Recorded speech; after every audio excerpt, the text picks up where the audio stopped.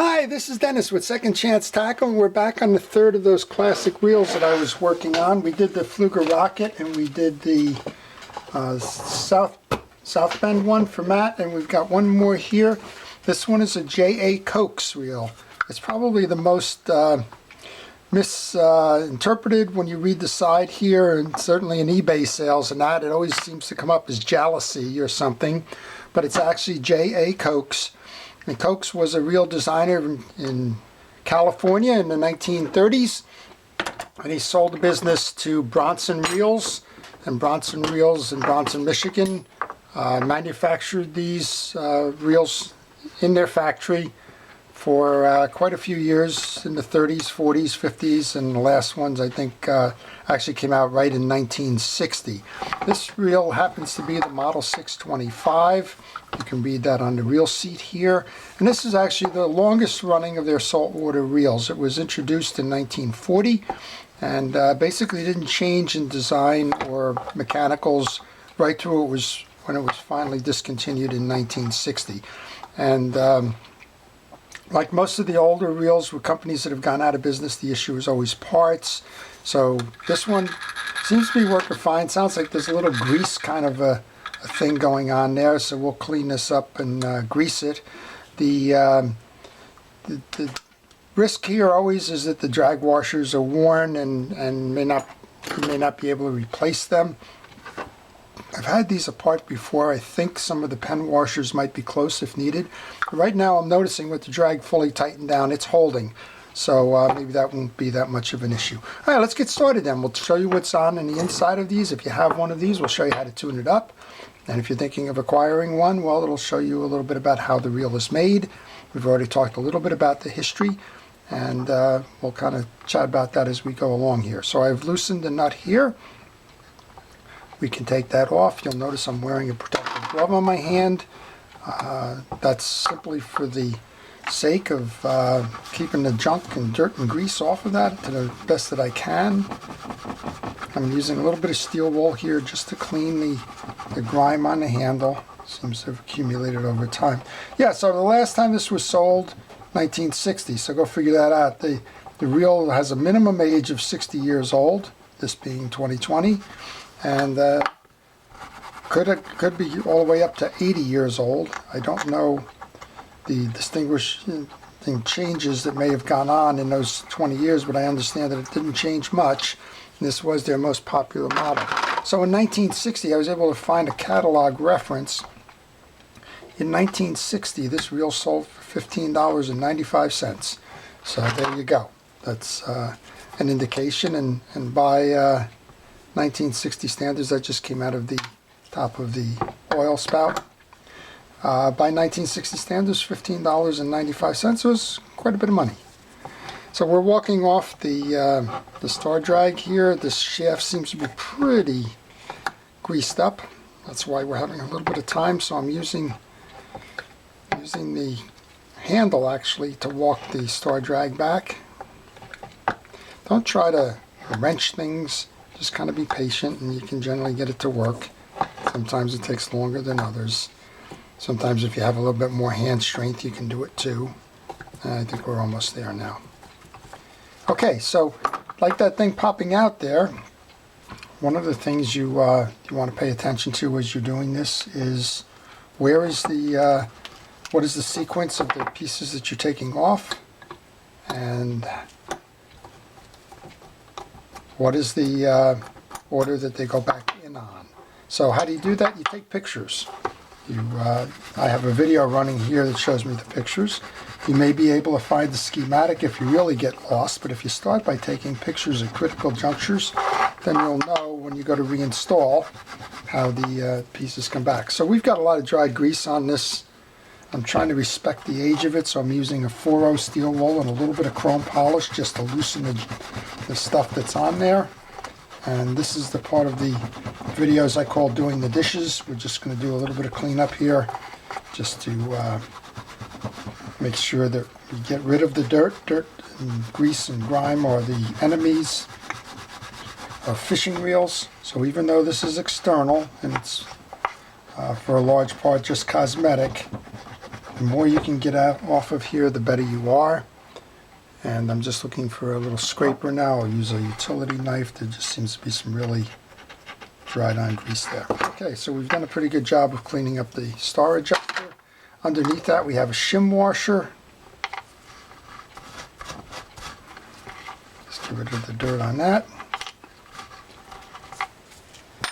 And while the drags are holding, there's not a lot of meat on the drags. You can always tell the drag, what's left of the drag. If you look at the collar on the gear sleeve here, it says we got about a 1/4 inch of drag washer there. Sometimes it's, when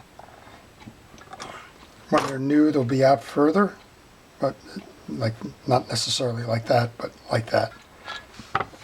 We'll pull this off. We're going to clean this up too. I notice it seems like that chirping that we had in this reel to begin with is probably going to be what we're seeing here, just dried grease or a lack of attention to it for quite some time. So always good if you just acquired a reel, go ahead and take it apart. Make sure that it gets cleaned up and serviced. Don't just look at the external appearances of it and assume that everything is good. In this case, it looks nice on the outside, it's nice and clean, but as we're seeing, there is a lot of dried grease inside there. So I'm putting my pieces into a parts tray, that way we know that when it's time to go reassemble a reel, we know where it is. And I'm going to pull the side plate screws now. And while I do this, we're going to take these out and we're going to lay them on the table to make sure that all of these screws, if there are a difference in sizes or lengths, are accounted for and that we know exactly where they go. So one of the things we're paying attention to right away is that the crossbars 1 and 2 are longer than 3, which has the reel seat in between. And now we'll take a look. The reel seat screw is usually shorter, but in this case, because it's going into a cross post, there is not. This one may be shorter. And you just want to notice as you're doing these sequences, yeah, that one's shorter. So the short screw is going to go into the middle of the reel seat. You just want to make sure when you go to reinstall that you do it right. So that short screw, for example, wouldn't fit into the cross posts here. Okay, so that's the sequence here. And again, if you took pictures right now, it would remind you in sequence that all of the cross post screws and side plate screws are the same, with the exception of the one on the bottom. And when you go to reinstall, you would just do exactly that. Okay, that's going to take care of the screws. I'm going to go ahead and put those into the parts tray. The side plate should be off at this point. And it's a fairly interesting design on this one. Again, this one goes back, and we can see right here, there's nothing but dirt inside here, which is why this one was barking. And inside the spool, you can see the same dirt. So I'm going to remove the bridge assembly, and then we're going to give this an ultrasonic bath and come back. So let's just take the bridge assembly off. I'll make sure that this is nice and clean. This is an interesting one. If you notice on this, most of the yokes go in and out. In this case, it's got a mechanism here that is driven by 2 screws on a yoke that's pointed down. And as you can see, as it pushes down, it's moving the yoke in. I'm sorry, the jack is pointed down. But a little bit of a different design there. So it's not pen and design by any nature, but it's always fun to see the different mechanicals. All right, let's take the 4 screws out. It looks like these are the 4 here, so let's go pull them out on this side. And I do not know the anti-reverse setup here, so this ought to be interesting to, well, there is no anti-reverse in this one, so that probably explains that.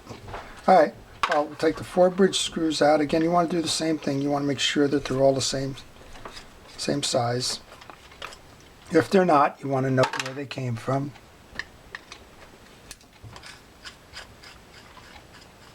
Again, I see a lot of dirt coming out of here, so I don't know where this one was stored in particular. The 4 bridge screws look to be the same. And let's just push it out. Now, I always push out with my hand cupped on the back. I don't want parts shooting out at me. I want to fully understand how these pieces come, and the best way to do that is to push through, hold, and then gently remove. And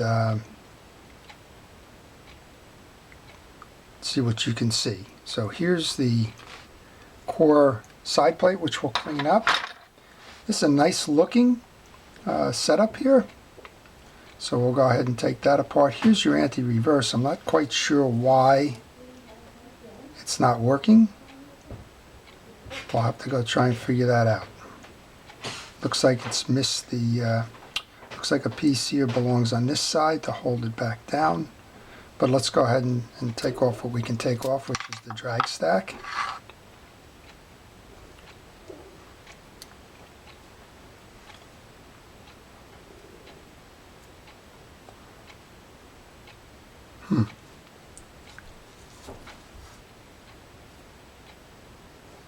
So there's an ear on this. It would seem to me that the ear would belong on the other side of this. And I think what we have here actually is that this is installed wrong. So I don't know how this ever managed to flip over this, but this piece here belongs on this side. You can see it just by its nature, that's not grabbing. So I don't know when this got disabled, but this one belongs up here facing in this direction. We'll go ahead and figure out how to make that happen. Looks like it's pressed on. To do that, we're going to have to remove this shaft. I think we have the pin here to do that. So let's see if we can push the pin through and get that shaft out. We can. So this pin is very similar to a pen pin. Once you have it out a little bit, grab it gently with the pliers and pull it the rest of the way. Try not to mess up the end of it and get that little pin right into the parts tray there.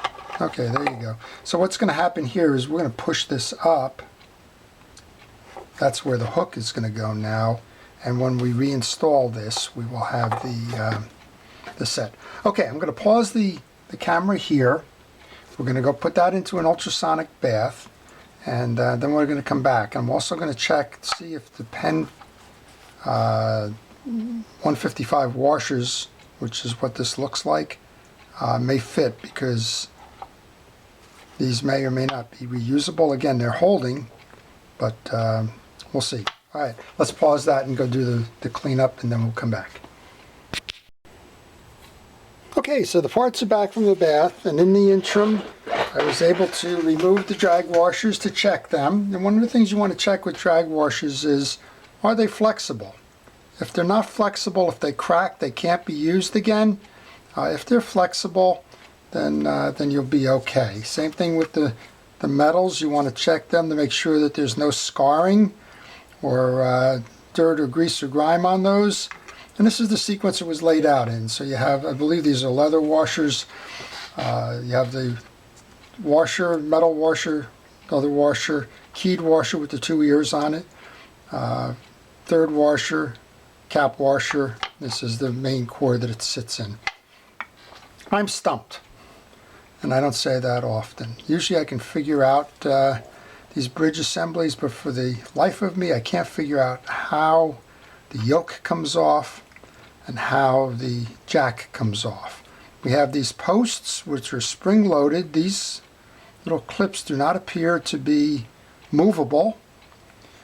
I did try pushing the yoke out because there's 2 hooks here on the jack, and I've tried to see if I couldn't release it with that, but I didn't have any luck there.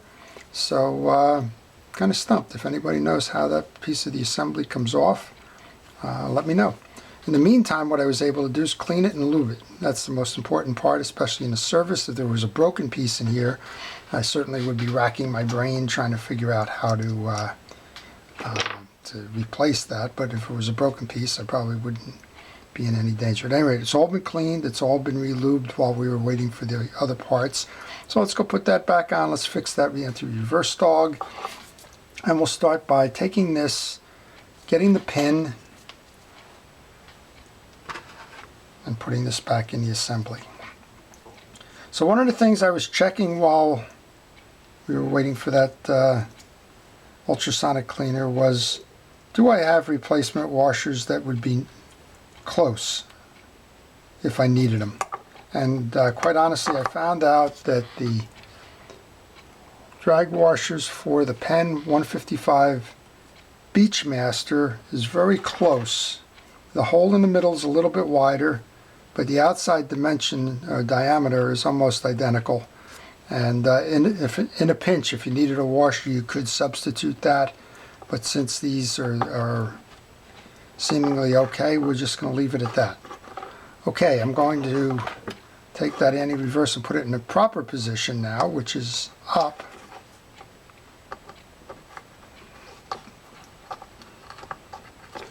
That's better. Now we have an anti-reverse.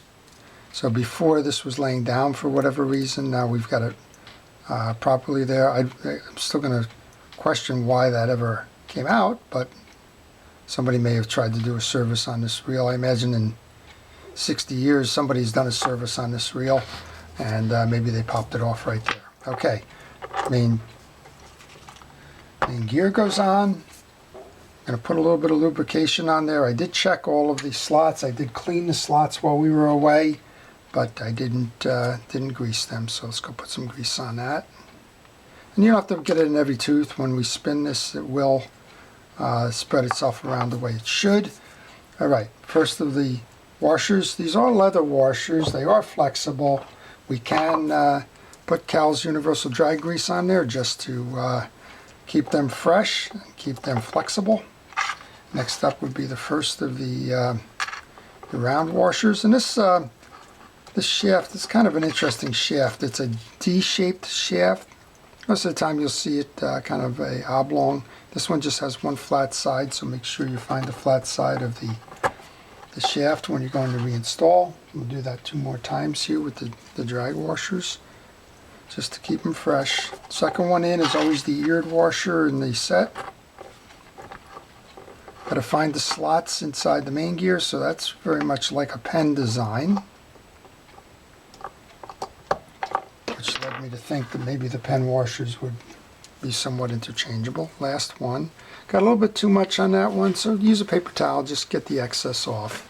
The excess is only a squeeze out if you don't mop it off. And again, the whole idea is to keep it fresh, so just as long as it's there. Okay, so that's the main setup for the piece. And then, as I mentioned, we now have an anti-reverse, which is nice. We'll come over to this side. It's been nicely cleaned. All of the dirt is out of there now. We're going to take our brush and just put a little bit of grease into the receptacle for the spool. Remember, we heard it barking before, so let's make sure that that's taken care of. We'll also put a little bit of grease onto the eccentric.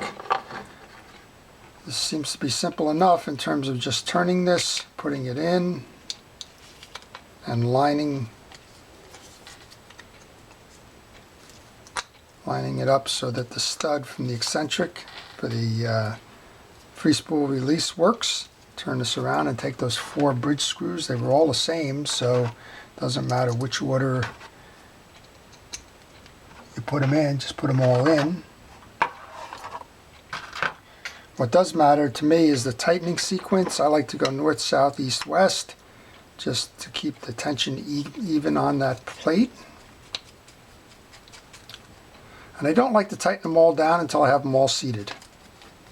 Now sometimes some reels it's a little bit more difficult than others. I know I've struggled with some versions of Penn reels where you just can't get all 4 of them seated if you tighten one down at a time. So I like to make sure that they're all in.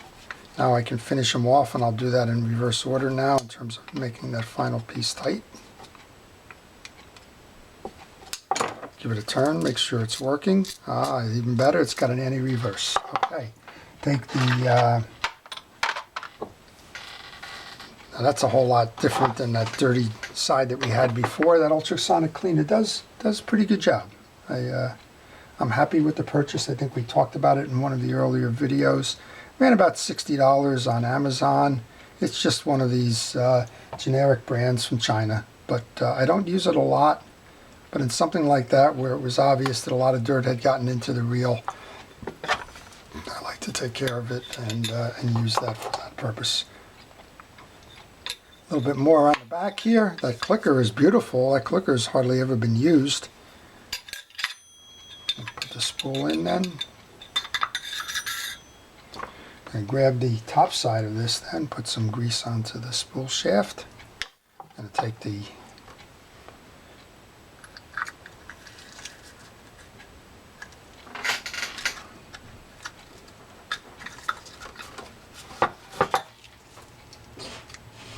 okay, just checking to make sure that we're working okay. It seemed like it might be a little tight.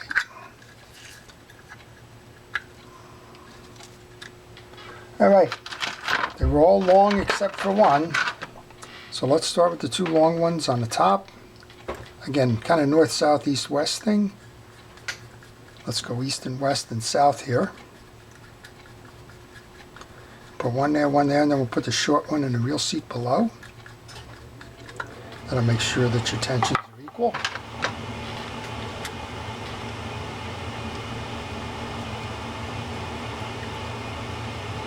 So it's a nice reel. Like I said, it's had a 20-year run. It was from 1940 to 1960, and it looks every bit as good as a Penn Long Beach type of a reel. And I'm sure from a saltwater perspective, it landed a lot of fish in its lifetime. Short one goes below here. That's so it doesn't protrude from the reel seat. Go back and grab the other ones, and we're pretty much ready to give it a test. So in the 40s, that was when the free spool technology started coming out. Before then, we had a lot of the knuckle busters, where it was a direct drive reel. And when you cast it, they called them knuckle busters, because if you didn't get your knuckles out of the way, the handle was going to hit them on that because of the backpedaling of the handle. And I actually learned to cast on one of those knuckle busters, so I think firsthand I probably, pun intended there, I guess, firsthand, got my fingers in the way from time to time, but free spooling made that kind of go away. You could not worry about the handle turning at the same time that the reel was letting out line. Okay, one more.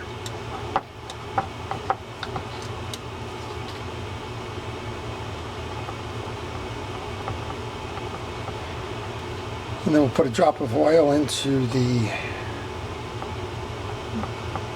gear post.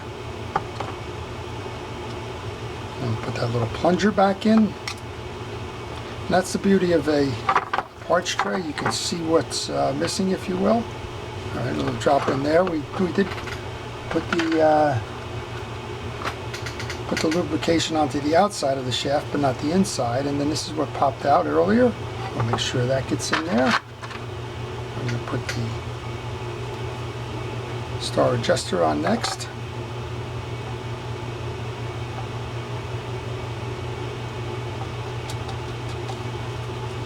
You want to make sure that this goes on square. Oops. Silly me. Needed the gear sleeve. That's why pictures help too. If you're not paying attention, you may do something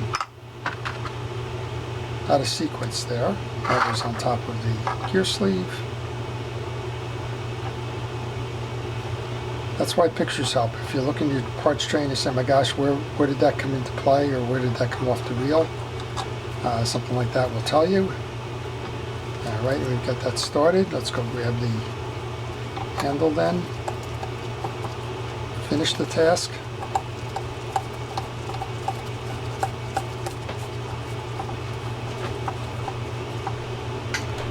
Cap nut. So that little spring with the pointed edge on it is actually the retainer for the putting oil into the shaft. You can see if you push down you can get the oil in. That's what that was, for those of us that were curious why that piece is sitting there. we'll go ahead and tighten this down.